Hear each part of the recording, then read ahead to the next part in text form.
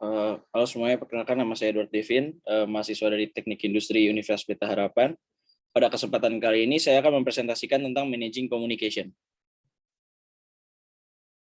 Jadi apa itu sebenarnya communication? Communication itu atau di bahasa Indonesia itu komunikasi dapat digunakan untuk melakukan perencanaan sistematis, pelaksanaan, pemantauan, dan revisi semua saluran komunikasi dalam suatu organisasi dan antar organisasi. Di mana communication ini tuh merupakan communication dari manajemen, di dalam manajemen. Sekarang saya akan menjelaskan tentang organizational communication, di mana organizational communication itu terdiri dari formal communications dan informal communication. Formal communication merupakan komunikasi yang mengikuti hierarki dari kepemimpinan dalam perusahaannya. Sementara informal communication itu merupakan komunikasi di dalam perusahaan yang tidak mengikuti hierarki kepemimpinan yang membebaskan karyawan di dalamnya. Untuk formal communication sendiri, saya mengambil contoh dari Tokopedia, di mana secara hierarki itu ada direktur utama, lalu direktur-direktur yang lain, lalu di bawahnya ada karyawan-karyawan dari divisi-divisinya. Sementara untuk informal communication sendiri, saya mengambil contoh dari perusahaan Google yang dalam perusahaannya menerapkan open communication pada lingkungan karyawannya. Selanjutnya saya akan menjelaskan tentang communication flow. Communication flow yang pertama itu adalah ada downward, di mana downward sendiri itu merupakan komunikasi yang terjalin dari hierarki teratas ke hierarki bawah pada karyawan yang digunakan untuk melakukan penilaian, evaluasi, atau berkoordinasi dari bagian manajer kepada karyawan. Lalu ada communication flow upward, di mana hal itu merupakan communication yang terjalin dari karyawan kepada manajernya yang dilakukan untuk tetap menjaga lingkungan pekerjaan yang tetap kondusif. Seperti karyawannya yang bisa dibilang memberikan saran atau kritik kepada manajernya agar situasi di dalam kantor menjadi lebih kondusif.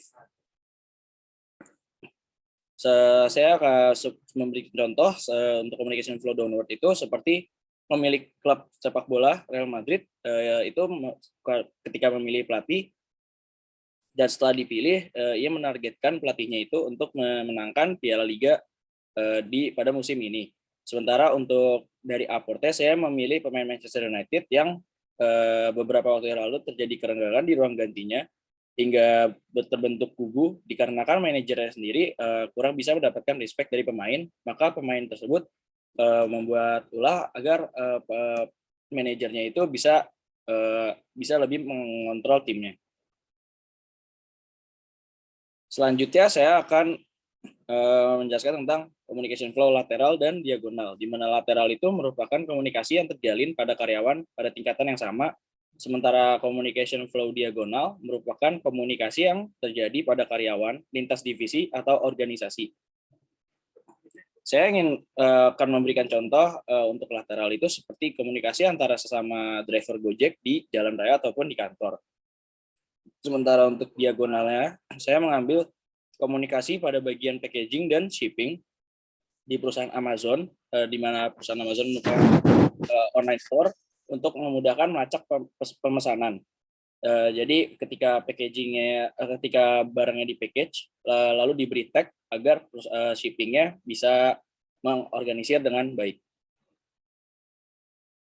Selanjutnya saya akan menjelaskan tentang communication networks, di mana communication networks terdiri dari 3, yaitu chain network, wheel network, dan all channel network. Chain network sendiri merupakan komunikasi dari rantai kepemimpinan secara formal yang bisa dilakukan secara upward dan downward. Sementara untuk wheel network itu merupakan komunikasi yang berpusat oleh pimpinan pada suatu grup, sementara untuk all channel network merupakan komunikasi yang terjalin secara bebas pada seluruh anggota grup atau organisasi.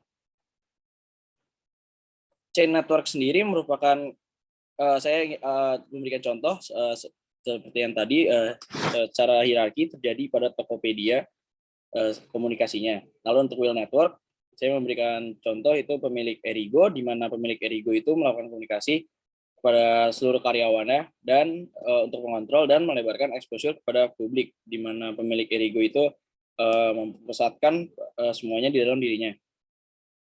Lalu untuk all channel network itu, saya mengambil contoh seperti organisasi-organisasi yang melakukan rapat pleno, di mana pada rapat pleno tersebut anggota-anggotanya dapat meluncurkan ide-idenya dan memberikan laporan-laporan.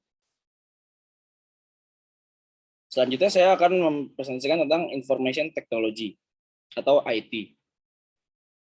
Ada dua types of IT networks, di mana yang pertama itu adalah intranet, di mana intranet sendiri merupakan akses internet yang tertutup bagi karyawan-karyawannya, sementara untuk extranet adalah akses internet yang terbuka untuk karyawan maupun para customer. Contoh dari intranet sendiri adalah merupakan Adidas yang menggunakan Adiweb sebagai intranet perusahaan, di mana karyawan-karyawannya bisa login untuk mengecek job desk dan lain-lain. Sementara untuk extranet sendiri, saya yang mengambil contoh dari Domino's Pizza yang meluncurkan aplikasi untuk customer-customer-nya agar bisa melihat dan memesan dari menu melalui aplikasi tersebut. Ada 4 macam manfaat IT, di mana yang pertama itu adalah untuk meningkatkan kemudahan untuk melihat perkembangan individu ataupun tim. Lalu yang kedua itu memudahkan dalam melakukan pengambilan keputusan dengan informasi yang lebih lengkap. Dan yang ketiga itu memudahkan untuk para pekerja berkolaborasi atau membagikan pekerjaan atau informasi. Dan yang keempat itu memudahkan para karyawan untuk mendapatkan akses untuk dengan karyawan lainnya. Dari yang pertama itu, saya mengambil contoh pada perusahaan EY, perusahaan akuntan, itu beberapa karyawan itu bisa bekerja secara WFH berkat adanya internet, karena pekerjaannya bisa dikirimkan dengan menggunakan internet. Lalu untuk yang kedua, saya mengambil contoh para trader saham yang dapat melihat informasi via internet dari berita-berita dari internet sebelum melakukan trading, agar sebelum melakukan trading supaya bisa mengumpulkan informasi sebanyak-banyaknya. Lalu yang ketiga adalah karyawan EY yang melakukan WFH dapat mengirimkan hasil analisanya atau hasil pekerjaannya itu kepada supervisornya dengan adanya internet. Lalu yang terakhir itu adalah para karyawannya yang berkomunikasi dengan karyawan lain baik via media sosial ataupun menggunakan email. Berikut adalah referensi saya. Sekian presentasi dari saya. Terima kasih.